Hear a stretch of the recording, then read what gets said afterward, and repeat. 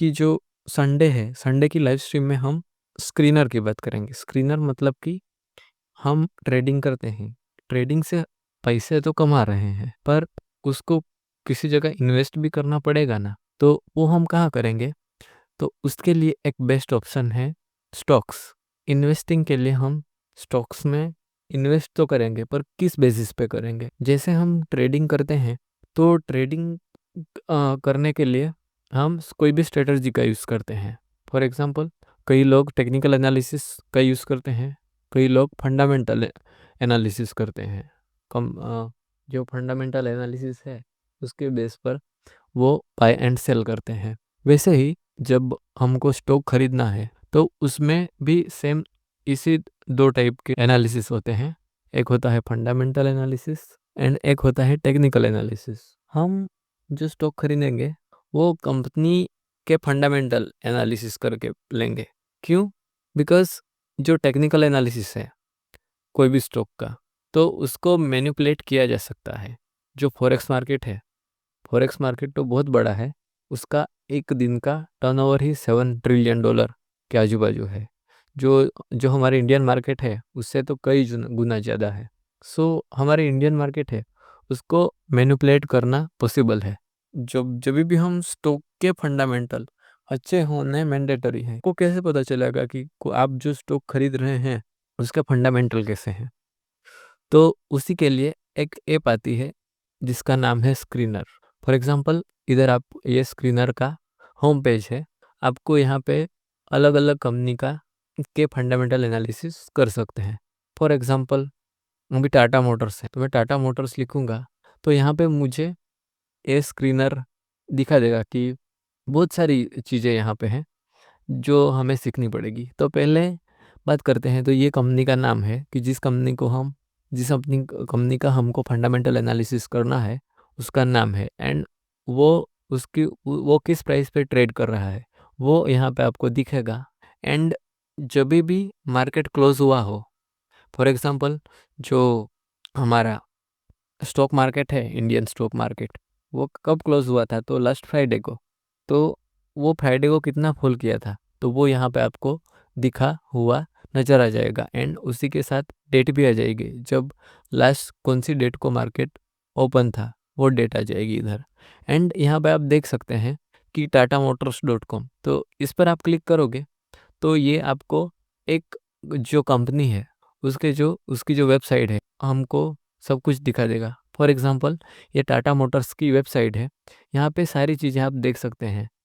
Future of mobility, यहाँ पे आप क्लिक करोगे तो ये कंपनी क्या करती है उसके बारे में पूरा का पूरा आपको अ, पूरी की पूरी जानकारी आपको यहाँ से मिल जाएगी।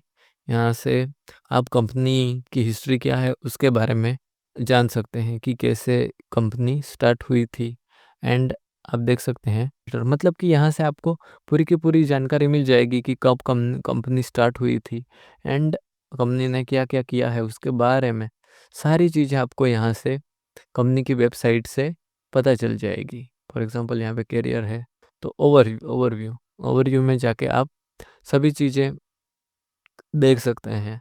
एंड तो स्क्रीनर आपको डायरेक्ट कंपनी की जो एक्चुअल वेबसाइट है वहाँ आपको ले जाएगा एंड आपको ये सारी चीज़ें दिखा दिखा देगा। अभी अगर आपने कोई सी भी कंपनी, फॉर एग्जांपल जीरोदा, धन, ग्रो वगैरह में अगर आपका डीमेट अकाउंट होगा, तो उसमें आप जब भी कोई भी स्टॉक परचेस करते होगे तो आपको दो चीज़ें, मतलब वहाँ पे आपको एक BSC वाली प्राइस दिखेगी एंड एक NSE वाली। तो BSC मतलब BSC का फुल फॉर्म है Bombay stock exchange and NSE का फुल फॉर्म है नेशनल स्टॉक एक्सचेंज। तो ये अलग अलग चीज़ें हैं, ये उसके कोड हैं, दिखाई देगी। फिर नीचे चला आता है मार्केट कैप। तो मार्केट में 3 टाइप के स्टॉक्स होते हैं। एक होते हैं स्मॉल कैप, एक होते हैं मिड कैप एंड एक होते हैं लार्ज कैप। तो जो भी स्टॉक की ये जो मार्केट कैप है वो बिलो 5,000 करोड़ CR, मतलब जो भी स्टॉक की प्राइस 5,000 CR के नीचे होगी तो वो होंगे स्मॉल कैप। मतलब कि वो स्मॉल कैप है इसका मतलब कि वो कंपनी अभी छोटी है। मिड कैप में कौन से स्टॉक आएंगे? तो जिसका मार्केट कैप 5,000 से ज़्यादा है और 20,000 से कम, तो वो मिड कैप में आएंगे। एंड उसके बाद आएंगे लार्ज कैप, जिस मार्केट कैप मतलब 20,000 से ज़्यादा होगा, तो वो आएंगे लार्ज कैप। मोस्टली जो स्मॉल कैप वाले स्टॉक होते हैं वो थोड़े रिस्की ज़्यादा होते हैं, बिकॉज कंपनी नई नई होती है एंड उसमें वॉलेटिलिटी ज़्यादा होती है। किसकी वजह से? तो कंपनी नई नई है, इसीलिए मार्केट क्या करेगा कि उसमें अगर हम पैसे डालेंगे, बढ़ने के चांसेस तो ज़्यादा हैं, लेकिन सेम कम होने के चांसेस भी हैं। क्यों? बिकॉज वो स्मॉल कैप वाली कंपनी है। अगर आपको अपने पैसे को सेफली इन्वेस्ट करना है, तो जो लार्ज कैप है वो वाले स्टॉक पकड़िए। उसमें आपको थोड़ा रिटर्न कम मिलेगा, उसमें आपके पैसे सेफ रहेंगे और डूबने के चांसेस कम होते हैं। यहाँ पे मैं एक बात आपको बता दूं कि we are not SEBI registered and this video is for only educational purpose. अगर आपको कोई भी स्टॉक खरीदना है और अगर आपको कोई भी मतलब ऐसा इन्वेस्टमेंट करना है, तो आप अपने सीए से सलाह लें। ये कोई बाई सेल करने के लिए रिकमेंडेशन नहीं है। I am only teaching you for educational purpose. तो उसके बाद आता है, तो आपने ये बात समझ ली कि ये होता है mid cap, large cap and small cap. तो जो 5,000 के नीचे होगा, 5,000 CR के नीचे होगा वो स्मॉल कैप, 5,000 से ऊपर बट 20,000 के नीचे वो होंगे मिड कैप एंड 20,000 से ज़्यादा मतलब लार्ज कैप। सबसे ज़्यादा रिटर्न आपको कौन दे के जा सकता है? जो small cap and mid cap है वो आपको सबसे ज़्यादा रिटर्न बना के दे सकती है, बिकॉज जो स्मॉल कैप कंपनीज हैं वो बड़ी होने की चांसेस ज़्यादा है कंपेयर टू जो लार्ज कैप है, जो ऑलरेडी इतनी बड़ी बन चुकी है। जो स्क्रीनर है उसके बारे में हम आगे कोई सीखने के लिए हम वीडियोस भी चैनल पर शायद तो लाएंगे, अगर आपको पसंद आएगा तो। ये हम फॉरेक्स की बात करते हैं, पर ये भी आपको जानना ज़रूरी है, बिकॉज जो इन्वेस्टमेंट है, अभी आपके पास पैसे आएंगे तो इन्वेस्टमेंट आप कहाँ भी करोगे ही ना। स्टॉक पी इट मीन्स कि मतलब कि उसका जो स्टॉक है वो सस्ता है या महंगा, वो कैसे हम जान सकते हैं? जो स्टॉक का पी होता है वो अराउंड 10, अराउंड 11 है। इट मीन्स कि ये कंपनी अभी हमें सस्ते में मिल रही है कंपेयर टू इसका पी जितना ज़्यादा होगा वो कंपनी उतनी ज़्यादा महंगे दाम में मिल रही है। ऐसा आप अभी फिलहाल समझ लीजिए। इसलिए जब भी आप कोई भी स्टॉक ले तो उसका पीक चेक करें कि वो ज़्यादा होगा, इट मीन्स कि आपको कंपनी प्राइस से महंगे में मिल रही है। करंट प्राइस है, करंट प्राइस मतलब कि अभी कितनी प्राइस में चल रही है। बुक वैल्यू का मतलब है कंपनी है, बोलूँगा नहीं, पर किसी वजह से ये कंपनी बंद हो जाती है एंड आपने इसके स्टॉक्स खरीद के रखे हैं, तो बंद होने की वजह से आपको कितने पैसे मिलेंगे? तो बुक वैल्यू मीन्स के आपको पर शेयर 315 रुपये मिलेंगे। तो यहाँ पे ये जो कंपनी है 5 ईयर के जो चार्ट हैं वो आपको दिखेंगे। फॉर एग्जांपल जब भी स्टॉक रजिस्टर हुआ होगा वहाँ से मार्केट की प्राइस कैसे फ्लक्चुएट की होगी वो यहाँ पे दिख रहा है। फॉर एग्जांपल यहाँ पे आप देख सकते हैं कि जनवरी 2024 में ये स्टॉक अपने पीक पर था एंड उसके बाद अभी आप देख सकते हैं कि यहाँ चल रहा है।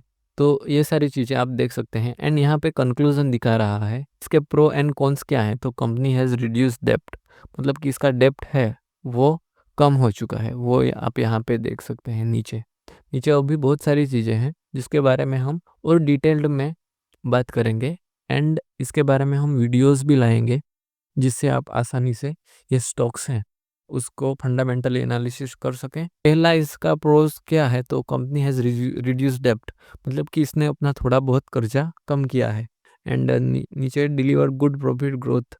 ये आपको 5 ईयर का जो CAGR है वो दिखा रहा है एंड रिटर्न ऑन इन्वेस्ट आप ये देख सकते हैं कि ये इसके प्रोज हैं। एंड यहाँ पे कौन्स क्या है? तो प्रोमोटर होल्डिंग है डिक्रीज ओवर लास्ट 3 ईयर, मतलब 3.83% से इसके जो प्रोमोटर हैं वो कम हुए हैं।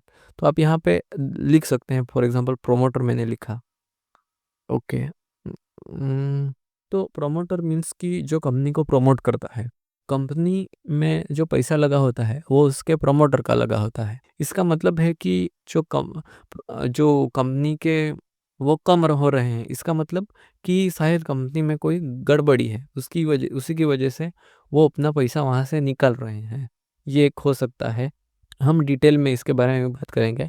आज मैं मोटा-मोटा आपको बता देता हूँ कि इससे चीज़ें वर्क करती हैं। एंड यहाँ से आप देख सकते हैं कि ये कंपनी क्या करती है एंड इसके बारे में यहाँ पे पूरा का पूरा लिखा हुआ है कि कहाँ-कहाँ ये काम करती है। एंड आगे जाते हैं तो यहाँ पे इसका कॉम्पिटिटर कौन-कौन है, ये बता रहा है हमको। तो ये 3rd नंबर पर है मारुति सुजुकी, 1st नंबर पर, 2nd नंबर पर M&M और 3rd नंबर पर टाटा मोटर्स। उसके बाद ये जो क्वार्टरली रिज़ल्ट आते हैं 3-3 महीने पर, वो कैसे आए हैं वो हमको दिखाते हैं। फॉर एग्ज़ाम्पल सेल्स कितनी हुए हैं, ये सारे जो नंबर हैं वो सीआर में हैं। तो यहाँ पे आप देख सकते हैं 71 जो 22 था उसके जून में इतनी सेल्स हुई थी। उसके बाद आप देख सकते हैं कि कंटिन्यूअसली जो नंबर्स हैं वो बढ़ता जा रहा है। एंड इनके ऑपरेटिंग प्रॉफिट मतलब कि ये कितना प्रॉफिट कमा रहे हैं वो इधर दिखा रहा है। न ये है अदर इनकम मीन्स के ये जो इनका जो एक्चुअल बिज़नेस है, उसके अलावा जो भी इनके पास प्रॉपर्टी है और दूसरी सारी चीज़ें हैं, उसकी उसकी वजह से इनको कितनी इनकम होती है, वो चीज़ें यहाँ से मतलब यहाँ से बताई हैं। एंड जो उससे इंटरेस्ट वगैरह मिलता है, वो सारी चीज़ें यहाँ पे।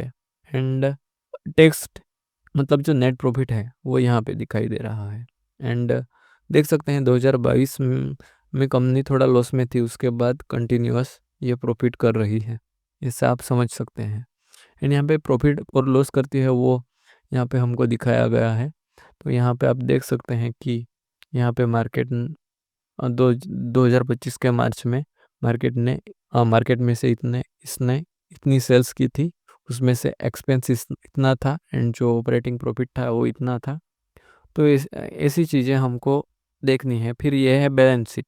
तो बैलेंस शीट की पर हम देख सकते हैं कि कंपनी के पास कितना फंड है एंड कंपनी के पास बोरो कितना किया है। तो यहाँ पे आप देख सकते हैं कि जो इक्विटी कैपिटल है वो इतना है कंपनी के पास। एंड यहाँ पे जो रिजर्व में रखा है पैसा वो यहाँ पे है। एंड ये है बोरिंग मतलब कि दूसरों से जो उधार लिया है वो यहाँ पे बताया गया है। एंड उनकी लाइबिलिटीज़ कितनी है, लाइबिलिटीज़ ज़्यादा है उनकी, ये आप देख सकते हैं। तो ये सारी चीज़ें देख के हमको डिसाइड करना होता है कि ये कंपनी अच्छी है या नहीं। डेबिटर डेज, इन्वेंटरी डेज मतलब कि इसके बारे में बता दूँ तो ये रेशियो है मतलब कि कितने दिनों में ये जो प्रोडक्ट है वो बनता है और वहाँ पे रुकता है।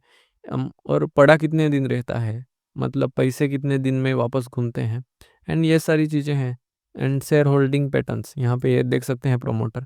कंपनी के एक्चुअल में जो इन बड़े-बड़े इन्वेस्टर हैं, वो प्रमोटर है। आप देख सकते हैं कि 2022 में वो प्रमोटर कितने परसेंट है, तो 46.40 और वहाँ से ये जो नंबर है, वो कम होता हुआ दिख रहा है। इट मीन्स कि जो उनके इन्वेस्टर हैं, उनको अभी कंपनी पर भरोसा नहीं है और वो धीरे-धीरे यहाँ से निकल रहे हैं।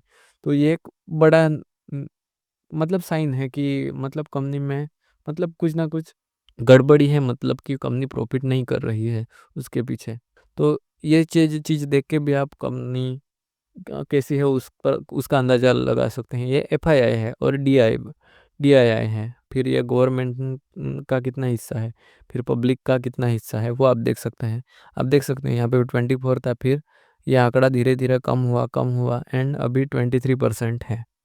तो ये सारी चीज़ें हैं, ये सारी चीज़ें आपको मतलब देखनी है। एंड उसके बाद आपका फंडामेंटल एनालिसिस क्लियर हो, आपको लगे कि इसका मतलब ये कौन-सी वाली, पहले तो आपको डिसाइड करना है कि मुझे लार्ज कैप वाली कंपनी में इन्वेस्ट करना है, स्मॉल कैप वाली या फिर मिड कैप वाली, या ये देखना है। फिर उसका स्टॉक हमको सस्ते में मिला है या महँगे में मिल रहा है, ये देखना है। फिर उसके जो प्रमोटर हैं वो देखने हैं कि प्रमोटर एटलीस्ट प्रमोटर 50% से ज़्यादा होने चाहिए। तो ये थोड़ा कम नंबर है, 50% से ऊपर होगा तो अच्छा, जितने ज़्यादा हो उतना अच्छा। बिकॉज़ जो प्रमोटर होते हैं वो मेन इन्वेस्टर होते हैं जो कंपनी में अपने पैसे लगाते हैं। तो उसी की वजह से हमको कंपनी का बिज़नेस समझना होता है।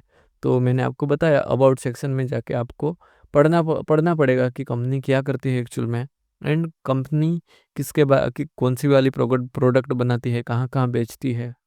एंड यहाँ पे हम देख सकते हैं जो एक्सपेंस है उसमें जो अदर्स इनकम है, तो आपको उसको माइनस करके चलना है। अगर कंपनी जो सेल्स करती है उसमें से अगर प्रॉफिट कमाएगी तभी हमको वो प्रॉफिट दे पाएगी। तो ये सारी चीज़ें आपको ध्यान रखनी है। एंड आपको पसंद आ रही है, अगर आपको इसके बारे में और जानना है तो आप मुझे बोल दीजिएगा, मैं कंटिन्यू इसके बारे में वीडियोस बनाऊंगा। एंड आपको एकदम सिंपल लैंग्वेज में सारी चीज़ें सिखाऊंगा। फॉर एग्जांपल मार्केट कैप क्या होती है, मिड कैप, लार्ज कैप, ये सारी चीज़ों के बारे में बताऊंगा।